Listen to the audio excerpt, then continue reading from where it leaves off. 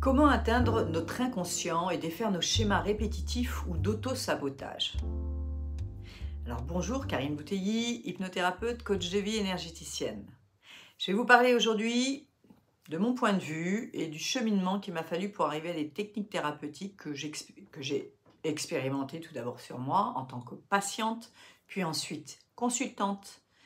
Il y a de cela 15 ans, après des années de mal-être, d'errance mentale, de conflits avec les uns et les autres, avec la vie, le monde, bref. J'ai fini par tomber en burn-out. Enfin, j'ai fait un burn-out, pardon, puis aussi, surtout, une dépression, qui au début était cyclique, chronique, comme on dit, et qui s'est installée avant. Et puis, c'est vraiment installé. Et là, j'ai pas pu remonter. Il a fallu donc que je fasse appel à l'extérieur, ce qui était très difficile pour moi puisque j'avais pour habitude de me débrouiller tout seul. On n'est jamais mieux servi que par soi-même, était une de mes croyances. Il fallait être une femme forte, une deuxième de mes croyances. Euh, En même temps, par rapport au parcours que j'avais fait, j'ai été amenée à être mature tôt pour m'occuper notamment de mon père. Et puis différentes histoires qui ont fait que j'ai mal bâti ma construction sur les relations, que ce soit des relations avec des femmes ou des relations avec des hommes d'ailleurs. Et progressivement, la vie m'a rattrapée, comme on dit, et j'ai dû remettre à plat tout ce que je croyais, mais aussi mon comportement, ma vision des choses, etc. Alors j'ai commencé par une psychanalyse traditionnelle. Alors tout d'abord chez un psychiatre, ça n'a pas duré longtemps parce que ça m'a carrément mis encore plus à plat. J'étais pas prête pour ça. J'ai ensuite suivi 2 ans et demi de psychanalyse, on va dire, chez un psychologue. Là déjà, ça m'a un peu plus aidée, mais je tournais en rond. Ça ne me suffisait pas, ça n'allait pas assez vite. Donc c'est là où j'ai commencé à m'intéresser à pourquoi, malgré l'auto-analyse que j'avais faite, les années d'errance, etc., je savais très bien d'où venait mon mal-être, mais je ne savais pas comment m'en sortir. Et c'est là où je me suis tournée vers l'hypnose et l'inconscient. Parce que je me suis dit, il y a des blocages, je ne les connais pas, je ne comprends pas. Ça fait des années que je parle de la même chose. Ok, c'est bien, j'ai pu sortir ce que j'avais, mais je trouve pas la solution, je trouve pas la porte de sortie et j'en ai marre. Ça me coûte cher, il me faut quelque chose de plus radical. C'est ainsi que j'ai commencé à lire des choses, j'ai commencé à aller vers des techniques de thérapeutique alternatives, la médecine alternative. Donc j'ai fait de la kinésiologie qui m'a bien aidée. J'ai fait différentes choses, l'hypnose, et c'est pour ça que là je me suis intéressée aussi à l'hypnose, et de la médecine symbolique. Et pour moi, l'inconscient, l'hypnose et la médecine symbolique forment un triangle conceptuel qui s'entrelacent pour mieux comprendre et traiter nos blocages psychologiques et nos comportements d'auto-sabotage. Et c'est à travers une exploration de ces thèmes que j'ai pu lever le voile sur des mécanismes qui nous gouvernent et découvrir ainsi comment accéder à notre inconscient pour défaire tous ces schémas, tous ces comportements.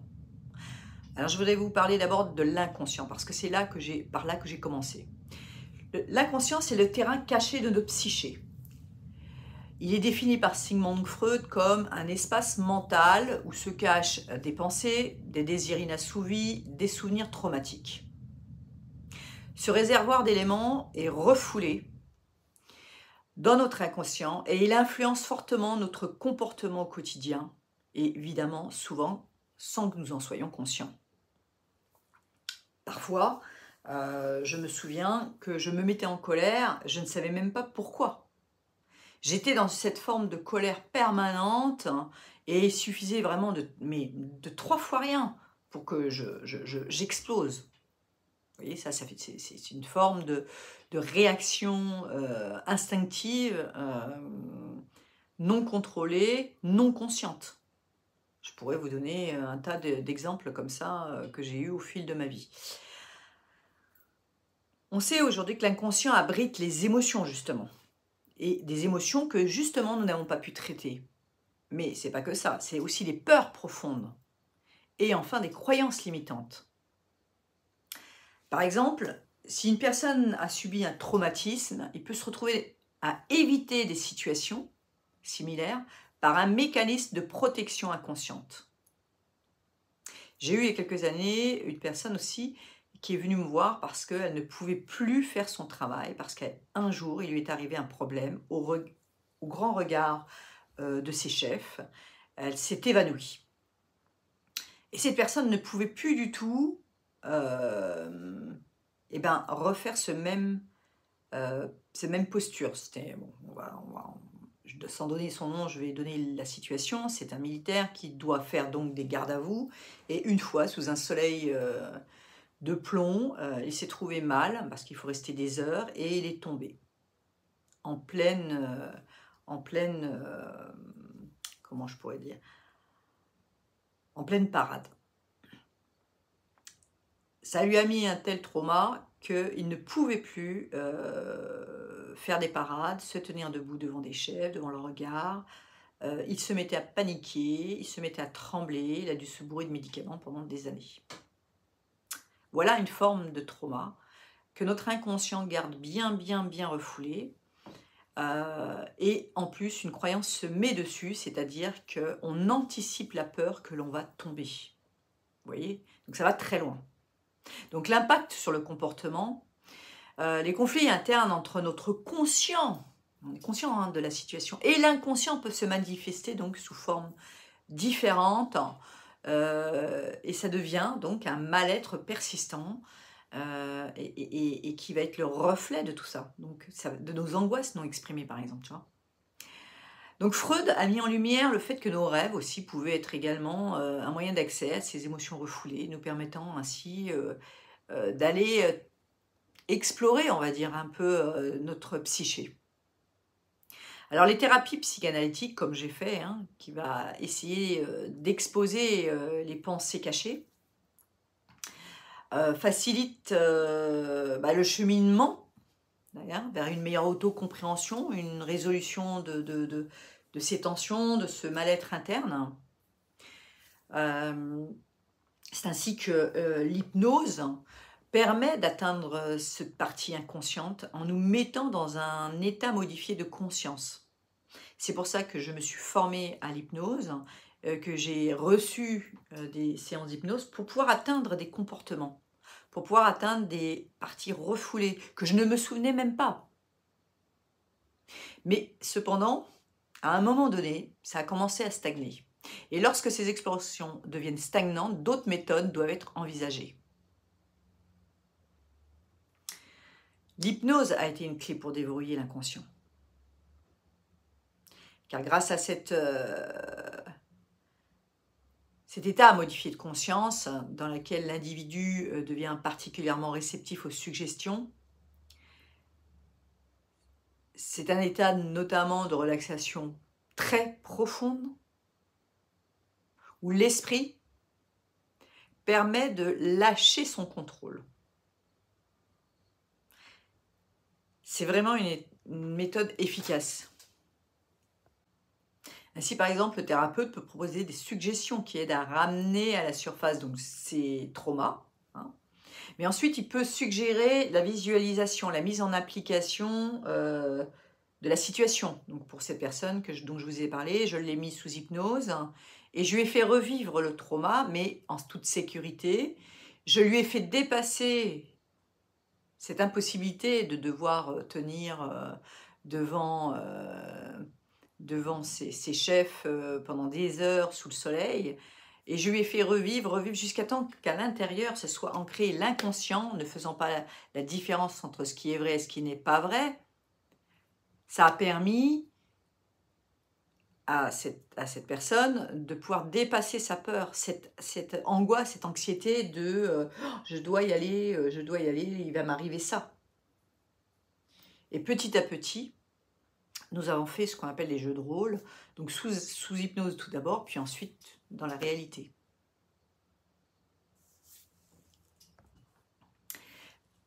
Comment atteindre notre inconscient et défaire nos schémas répétitifs ou d'auto-sabotage?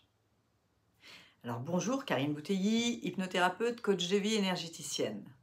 Je vais vous parler aujourd'hui de mon point de vue et du cheminement qu'il m'a fallu pour arriver à des techniques thérapeutiques que j'ai expérimentées tout d'abord sur moi en tant que patiente, puis ensuite consultante. Il y a de cela 15 ans, après des années de mal-être, d'errance mentale, de conflits avec les uns et les autres, avec la vie, le monde, bref. J'ai fini par tomber en burn-out.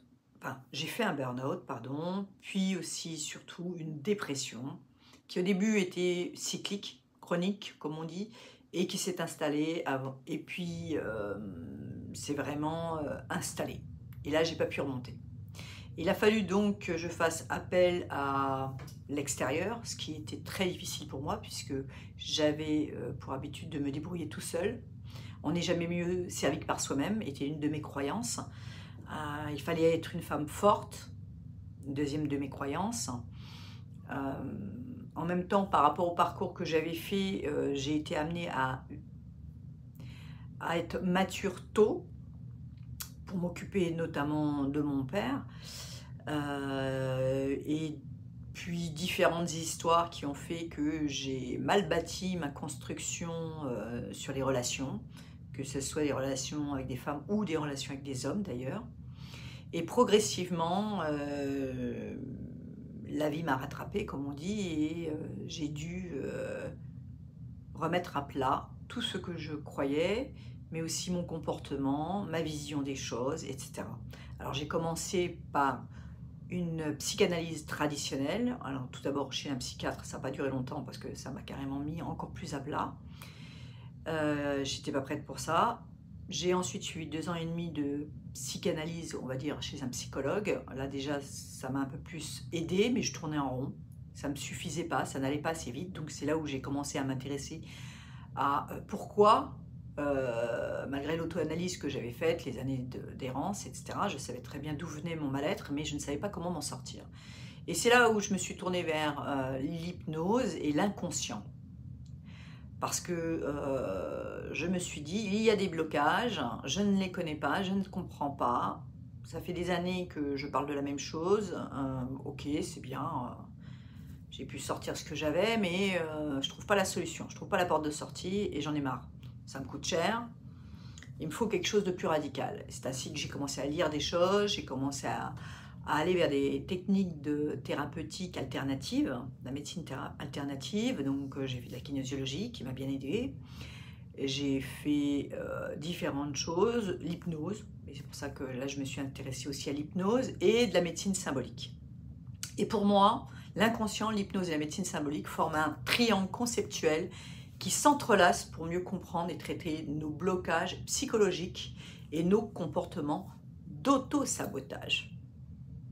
Et c'est à travers une exploration de ces thèmes que j'ai pu lever le voile sur des mécanismes qui nous gouvernent et découvrir ainsi comment accéder à notre inconscient pour défaire tous ces schémas, tous ces comportements. Alors je voudrais vous parler d'abord de l'inconscient parce que c'est par là que j'ai commencé. L'inconscient, c'est le terrain caché de notre psyché.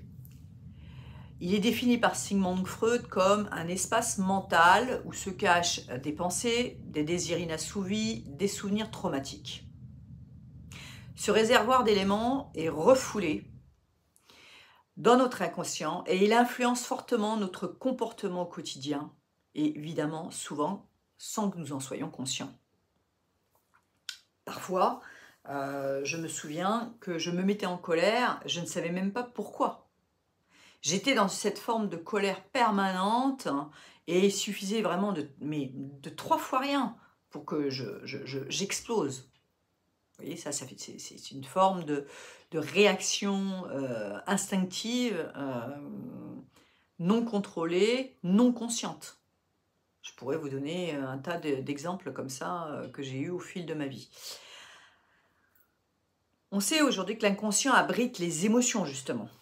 Et des émotions que, justement, nous n'avons pas pu traiter. Mais c'est pas que ça, c'est aussi des peurs profondes. Et enfin, des croyances limitantes.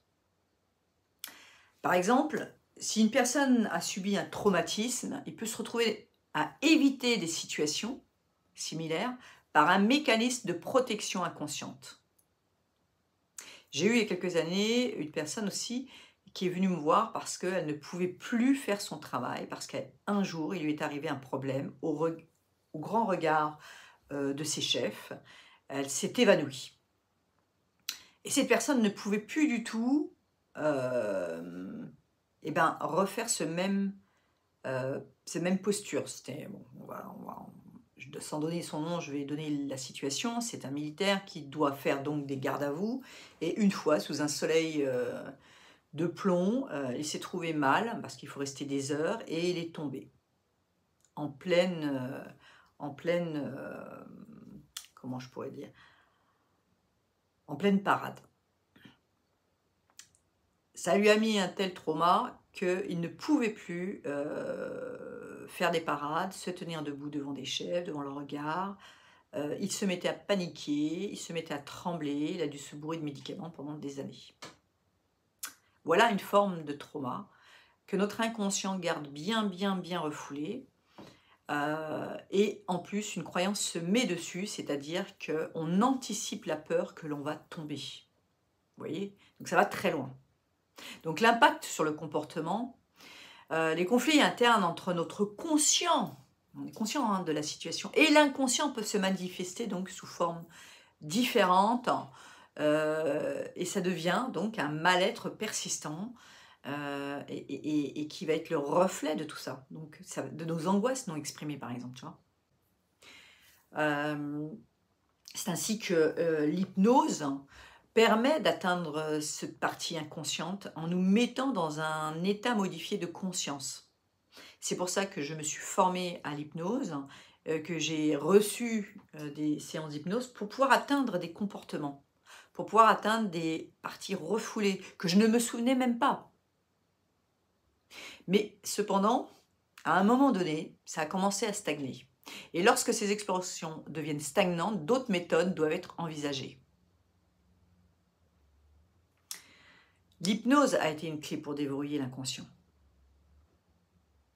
Car grâce à cet état modifié de conscience, dans lequel l'individu devient particulièrement réceptif aux suggestions, c'est un état notamment de relaxation très profonde, où l'esprit permet de lâcher son contrôle. Alors on peut ainsi donc, en utilisant l'hypnose, traiter des phobies, des troubles anxieux ou même des douleurs aussi chroniques.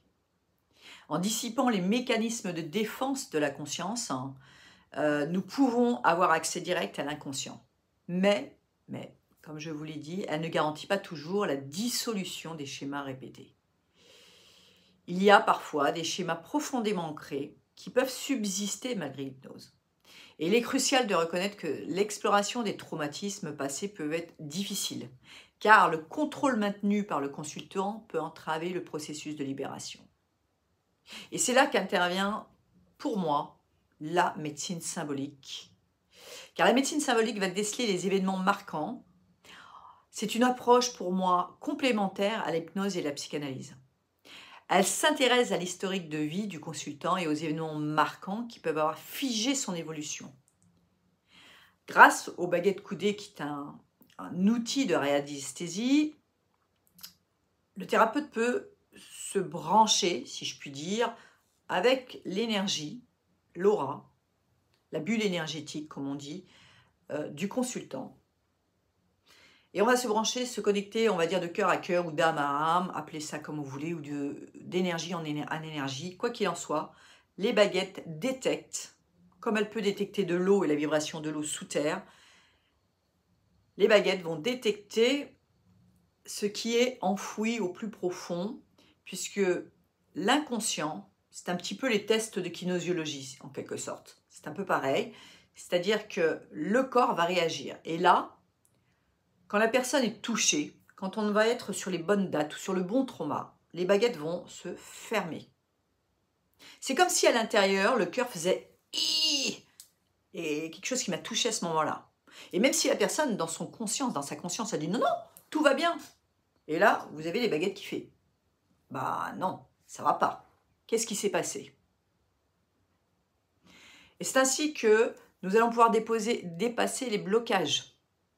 Parce que les blocages, on n'en est pas forcément conscient. Chose par exemple pour un divorce, alors là on peut comprendre. Un divorce peut continuer à faire face, on va faire face à des schémas d'abandon. Imaginez que la personne a été abandonnée dans son enfance par sa mère. Ou en tout cas a vécu, puisque attention, quand je parle d'abandon, de trauma ou de trahison et de ça, c'est le ressenti que l'on a.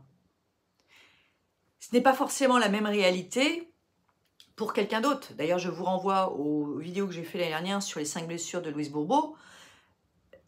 Pour le même, j'entends bien, hein, le même événement, la personne va ressentir ça comme un abandon, l'autre comme une trahison, l'autre comme un rejet. Ce n'est pas toujours la même blessure qui se cache derrière le même événement.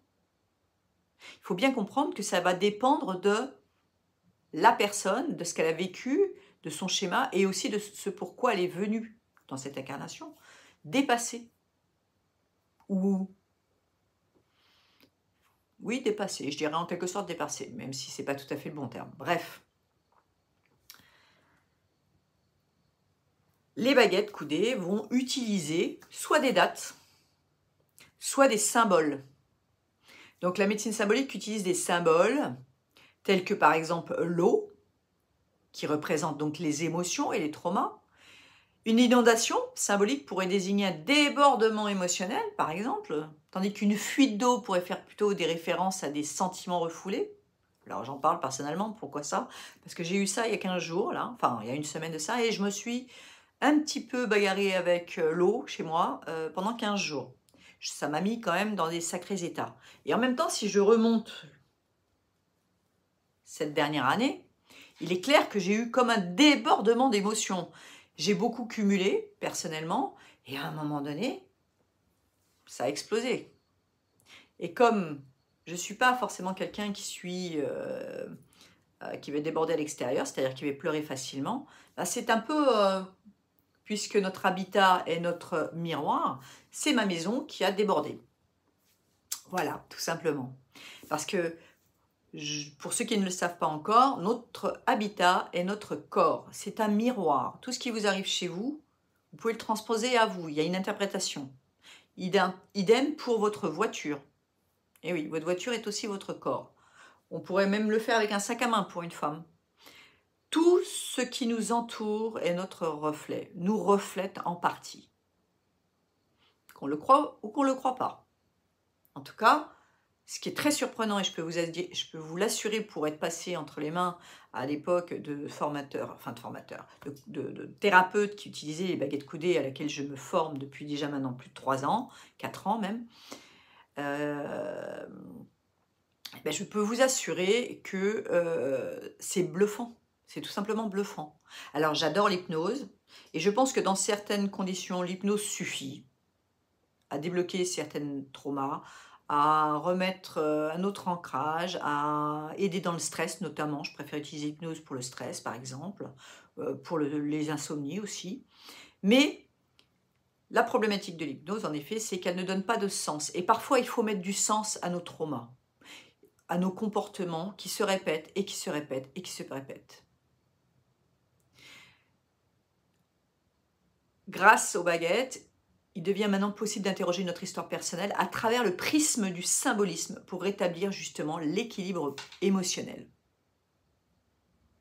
L'exploration de ces événements à travers des métaphores ou alors des objets pointés, des messages dans des livres, des réactions autour de l'aura de la personne, tout cela va permettre de dénouer les schémas d'autosabotage, les pollutions énergétiques transgénérationnelles. On va pouvoir aussi montrer comment nous nous sommes construits. Si nous sommes une passoire aussi émotionnelle, et que nous captons trop peut-être l'extérieur, cela va montrer aussi comment nous sommes arrivés dans cette incarnation. Est-ce qu'on voulait y aller ou est-ce qu'on ne voulait pas y aller? Est-ce qu'on s'est présenté de face ou de profil ou de côté? Ou et par quel côté? Côté gauche, côté droit? Tout ça va nous permettre vraiment de mieux nous comprendre et mieux comprendre pourquoi. Tout ce qui en a découlé. Et même si nous sommes responsables de notre vie et que nous pouvons, et c'est là, en fait, euh, comment dire, le nec plus ultra, ce n'est pas parce que il vous est arrivé quelque chose dans le passé que vous êtes coincé pour toujours. Vous avez la possibilité de transformer ces épreuves passées en expériences de résilience. Donc, atteindre notre inconscient et défaire nos schémas répétitifs d'auto-sabotage, c'est un processus complexe qui nécessite vraiment une approche intégrative. C'est-à-dire qu'il faut vraiment le comprendre, l'assimiler, le digérer, l'accepter. Et en combinant pour moi le coaching, l'hypnose, la médecine symbolique, nous pouvons vraiment percer toutes les couches et arriver à notre inconscient. Et c'est un vrai voyage vers nous-mêmes qui nous offre vraiment la possibilité de comprendre nos comportements, d'accepter nos émotions, de nous libérer des cycles négatifs qui entravent notre épanouissement. Et après tout, chaque goutte d'eau qui s'échappe, chaque lacune de notre histoire personnelle peut être une occasion de renouveau, si nous savons écouter notre inconscient et y avoir accès. Et il existe aujourd'hui donc différents outils que je propose, notamment les baguettes coudées par la médecine symbolique de Rose et Gilles Gandhi. Je vous renvoie aussi sur leurs vidéos, ce que vous pouvez trouver sur YouTube, si vous voulez mieux voir comment ça fonctionne. Personnellement, j'utilise vraiment différents outils pour répondre aux différents obstacles que l'on peut rencontrer dans notre vie. Il n'existe pas de long fleuve tranquille. Il existe par contre une possibilité de changer de paradigme, de changer notre positionnement de vie pour mieux les passer et les transformer en enseignement. Je vous remercie pour votre écoute. Je vous souhaite une très belle semaine, de belles découvertes et je vous dis à très bientôt. Merci.